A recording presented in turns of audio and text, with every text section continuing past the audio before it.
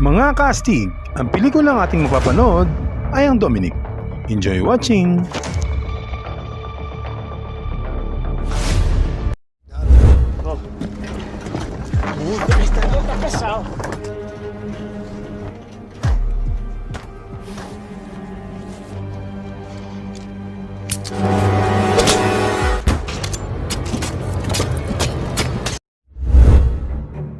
Nagsisimula ang pelikula sa bansang Colombia, kung saan makikita ang isang eroplano na nag-crash sa isang malawak na disyerto.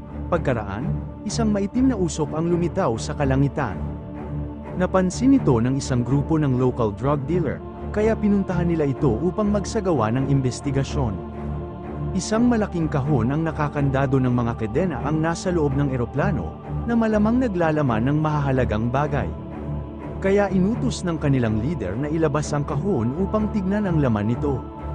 Pagkaraan, sinuyod ng leader ng mga tulisan ang eroplano hanggang mapunta siya sa cockpit, kung saan may nakita siyang isang babaeng maikli ang buhok na walang malay. Sa kainitan ng araw, pinagnasahan ng matandang tulungbes ang babae, at pinaghihimas ang dibdib nito. Kinuha pa niya ang seatbelt at naglabas ng kutsilyo upang putulin at maipagpatuloy niya ang kanyang pang-fake taxi na balak. Sa hindi inaasahang pagkakataon, nahawakan ng babae ang kamay ng matanda, at sa susunod na sandali, inagaw niya ang kutsilyo at sinaksak ang matanda hanggang sa mapatay niya ito. Ang dalawang tauhan sa labas ay hindi namamalayan ang paparating na panganib. Isang lalaki ang naghahanda upang kunin ang lock pliers, ngunit nang lumingon siya sa kanyang kasama ay nakita niyang patay na ito, habang nakatutok naman ang baril sa kanya. Agad na kinuha ng babae ang kanyang armas at inutusan siyang hilahin ang kahon sa kotse. Pagkaraan, nagpapalam na ang lalaki upang umalis, ngunit imbes na hayaan siya, pinatay pa rin siya ng babae. Siya pala ang legendary assassin na si Fire Phoenix Doy. Pagkatapos, tumingin siya sa mapa habang nagmamaneho patungo sa isang maliit na bayan. Pagkatapos, nagpa-refuel siya sa isang gasolinahan, kung saan nakilala ng may-ari ang sasakyan at kinakatakutan pala ang orihinal na may-ari nito. Ibinaon muna ni Doy ang malaking kahon bago niya sinunog ang sasakyan. Sa gabi, nagpunta siya mag-isa sa town bar kung saan maraming lalaki ang nakakita sa kanya. Biglang may isang lalaki na lumapit, siya si Leo, at kinausap si Doy, na tila interesado sa kanya at sinabi na ang mga dayuhan ay bihirang pumunta sa maliit na bayan at napakadelikado para sa isang babae na mag-isa. Biglang may babaeng bumangga kay Doy at halos sumiklab ang away sa pagitan nila. Pagkaraan, nakialam ang lalaki at nakiusap upang mapigilan ang away. At pagkatapos ay nagpatuloy silang uminom, hanggang sa napunta sila sa bahay ni Leo at ipinagpatuloy nila ang init ng gabi at nagpalabas sila ng katas ng kanilang ininom na alak. Kinaumagahan, hinaplos ni Doy ang kanyang buhok kung saan makikita ang isang peklat, masakit pa rin ang sugat, at wala siyang planong magtagal kaya tinanong niya ang lalaki kung saan siya makakabili ng kotse. Sinabi sa kanya nito na may isang auto repair shop sa sentro ng bayan at doon siya makakabili ng sasakyan. Pagkaraan, may tumawag sa telepono ni Leo, siya pala ay isang pulis. Napag-alaman niya ang isang emergency na may kinalaman sa isang lokal na drug cartel sa isang maliit na eroplano. Nagmadali si Leo sa kanyang trabaho at nangako na babalik siya sa lalong madaling panahon. Bago umalis, sinabi niya kay Doy na tulungan ang sarili at ang banyo sa silid na iyon ay hindi gumagana, at maaari niyang gamitin ang isa sa katabing silid kung kinakailangan. Sa kabilang silid, nakatira ang kanyang kapatid na si Paulina at ang kanyang mga anak. Pagkaalis ni Leo, pumunta si Doy sa banyo at nakilala ang buong pamilya ni Leo, isang malaking pamilya ito na may parehong matatanda at bata. Samantala, dumating si Leo sa meeting point, kung saan nakahiga ang mga bangkay ng tatlong lalaking pinatay ni Doy. Ang sheriff ay tinatanggal ang mga gintong ngipin mula sa mga bangkay, at ang ibang mga opisyal ay tila hindi na ito ikinagulat, na nagpapahiwatig na hindi ito ang unang pagkakataon na ginawa nila ito. Napansin ni Leo ang mga tattoo sa isang lalaki at nakilala itong drug dealer na bayaw ni Chief Santiago.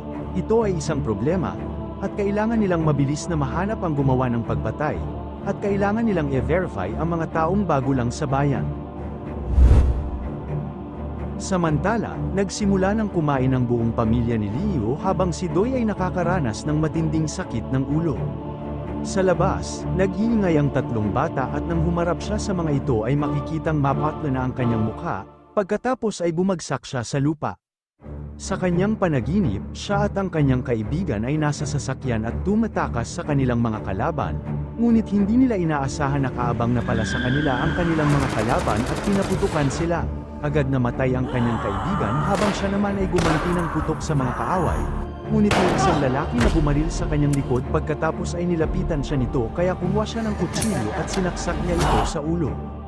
Nakita ni Dr. Medina na nagising na si Doy. Tumayo siya at lumapit sa kanya upang tingnan ang sugat. Ang kanyang sugat sa ulo ay infected at siya ay malubhang dehydrated, kaya kailangan niyang magpahinga upang gumaling agad. Bumalik si Leo sa bahay at inanyayahan siya para sa hapunan. Naglakad si Doy papunta doon at umupo, at tinanong si Leo kung maaari siyang dalhin sa bayan. Habang nag-uusap, nakatanggap si Leo ng tawag mula sa isang kasamahan na nagpapaalam sa kanya na inaresto ng pulisya ang dalawang lalaking may kaugnayan sa pagbagsak ng eroplano kaya pinapapunta agad si Leo upang mag-imbestiga. Pinakiusapan ni Leo ang kanyang ate na samahan si Doy sa bayan, at ang pinakabata nilang anak na babae ay sasama rin sa kanila. Ikinwento niya kay Doy na ang kanyang bunsong anak na babae ay hindi na nagsalita ng kahit isang salita mula nang mamatay ang kanyang asawa dahil sa sakit sa puso.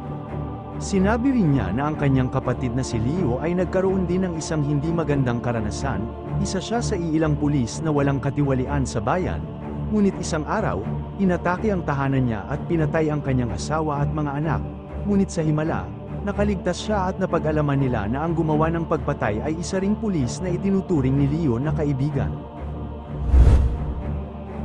Samantala, may dalawang lalaki na marahas na binubugbog ng lokal na pulis.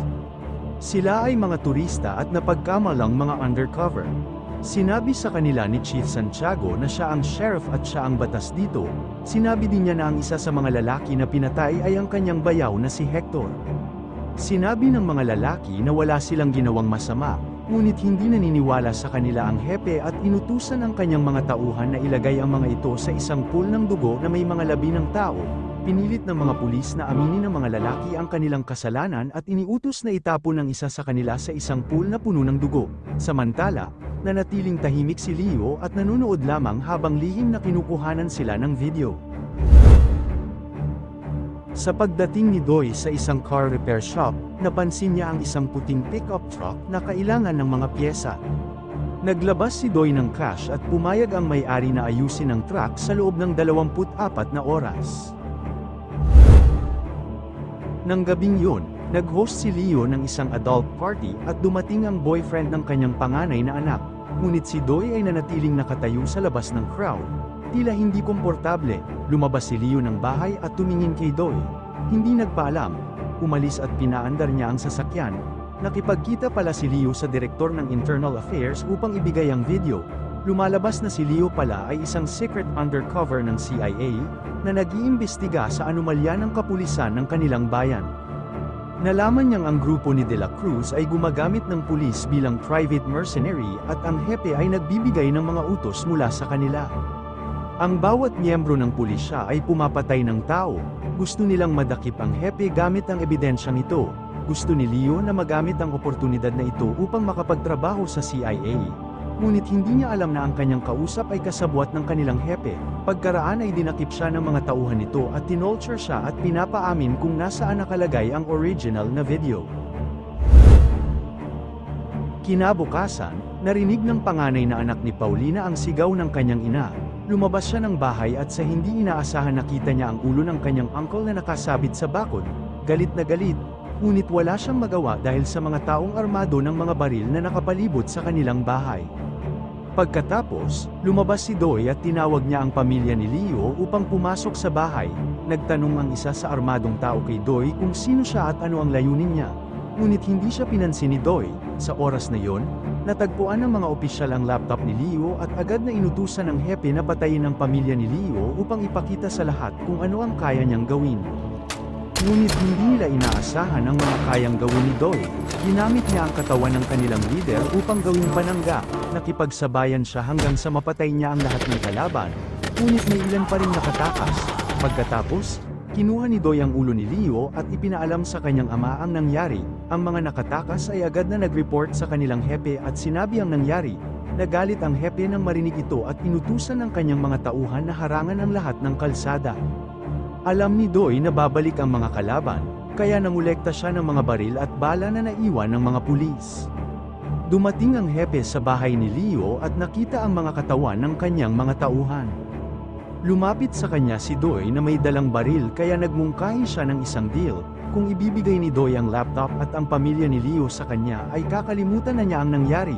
Ngunit tumanggi si Doy kaya nagbanta ang hepe ng isang marahas na labanan. Inutusan ng hepe ang kapitan na ipatawag ang lahat at humiling ng reinforcement mula sa headquarters. Samantala, si Paulina ay tumawag sa doktor na matagal nang umiibig sa kanya at handang gawin ang lahat para sa kanya. Nag-ayos ang doktor ng ambulansya at kailangan dalhin ni Doy ang buong pamilya paakyat ng bundok sa pamamagitan ng back road. Magkikita sana sila doon, ngunit malapit ng manganak si Paulina at hindi makakapagbiyahe ang kanyang ama, kaya kailangan nilang makahanap ng paraan upang makaligtas. Nag-set up sila ng isang strategy upang labanan ang grupo ng drug cartel. Tinuruan ni Doy ang bawat miyembro ng pamilya sa kanilang gagawing paglaban. Pagkatapos, ginamit ni Doy ang kanyang mga natutunan sa pakikipaglaban, sa pamamagitan ng paggamit ng night vision upang maging advantage sa pagpatay ng kanyang mga kalaban. Kaya nag-set up siya ng mga ilaw na kanilang magagamit sa oras na sila ay susugurin ng mga tauhan ng hepe. Ang prinsipyo ay ang mga mata ng tao ay humigit kumulang 10 minuto bago mag-adjust sa liwanag sa dilim, kaya sa oras na yun, kahit na nakalantad si Doy, hindi nila siya makikita. Ginamit din nila ang mga radyo upang magbigay ng signal sa bawat isa. Sa gabing yun, sinugod sila ng mga armadong tauhan ng hepe at doon ay nagsimula ang matinding labanan.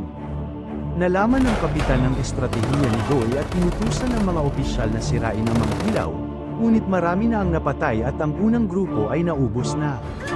Nagpadala ang kapitan ng pangalawang grupo at inutusan silang sirain ang power box. Ngunit wala silang ideya na si Doy ay nagtatago sa gitna ng mga katawan ng kanilang mga kasamahan. Nang makita niya ang pagdating ng pangalawang grupo, nagpadala siya ng signal sa radyo upang patayin muli ang ilaw. Si Doy ay surprisang lumitaw at ang pangalawang grupo ay naubos niya. Pinilit ng kapitan ang ikatlong grupo na ipagpatuloy ang operasyon, habang si Doy naman ay bumalik sa loob ng bahay. Pagkatapos, sinugod sila ng mga kalaban sa loob ng bahay, at nagpatuloy ang isang marahas na labanan sa pagitan ng kapitan at ni Doy. Sa kanilang labanan, nakuha ng ama ni Leo ang baril at binaril sa ulo ang kapitan sanhi ng pagkakamatay nito. Samantala, ang pamilya ay nagtungo sa napagkasunduang lugar sa bundok. Habang sila ay nagpapahinga, natuklasan ni Doy ang mga lihim sa computer ni Leo. Nagpasalamat si Paulina sa kanya at sinabi na ang kanyang tiyuhin ay dati ng bahagi ng isang gang at naging pastor. Kung kinakailangan, maaari niyang hilingin ang tulong nito. Pagkatapos, umakyat sila sa bundok kung saan naghihintay ang doktor. Nang makarating na sila sa lugar ay agad silang nagpaalam sa isa't isa. Nang paalis na sana sila ay hindi nila inaasahang isang bala ang tumama at pumatay sa doktor. Agad na nagmadali ang panganay na anak ni Paulina sa driver's seat at sinubukan ni Doy na atakihin ang mga kaaway upang makalikha ng pagkakataon para sa pagtakas. Sa kasamaang palad, may sniper sa kabilang panig at binaril siya, kaya't napagapang si Doy sa lupa habang ang panganay na anak ni Paulina ay patuloy na sinusubukang paandarin ang sasakyan. Sa pagkakataong yun, sinamantala ni Doy ang pagkakataon upang patayin ang sniper. Matagumpay na napaandar ang sasakyan. Ngunit may isang lalaking may submachine gun ang nasa kanilang daraanan. Napansin agad ni Doy na may mali at mabilis na sinubukan niyang tumakbo. Ngunit huli na at tinamaan na sila ng mga bala. Sinubukan ng panganay na anak ni Paulina na iwasan ito. Ngunit hindi sinasadyang bumaligtad ang kotse. Pagkatapos, nakalabas ang dalaga at kumuha ng baril at pinaputukan ang kalaban. Ngunit nakaganti sa kanya ito. Dahil sa sunog mula sa machine gun, sumabog ang kotse. Galit na pinatay ni Doy ang mga kalaban sa harap niya. Ngunit patay na ang pamilya ni Leo at kailangan niyang makapag-iganti para sa kanila. Unang ginawa ni Doy ay i-publish ang video at naging publiko ito. Kaya't ang hepe ay agad na inaresto. Bago siya makulong, humingi siya ng tulong sa pinuno ng Triad at inilipat ang kanyang pamilya sa isang marangyang villa kung saan may higit sa 100 armadong lalaki at siguradong walang makakalusot. Ngunit hindi ito naisip ni Doy, kaya't kinuha niya ang binili niyang pick-up truck at hinukay ang malaking kahon na ikinagulat niya dahil puno ito ng mga armas. Agad siyang nag-armas at sa lalong madaling panahon, sinugod niya ang kampo ng mga kalaban at napuno ng mga patay na katawan ang marangyang villa. Pinatay ni Doy ang leader ng Triad, ang buong pamilya ng hepe at mga tauhan nito. Sa pagtatapos ng pelikula, pumunta si Doy sa simbahan at iniabot ang kwintas ni Paulina sa kanyang tiyuhin.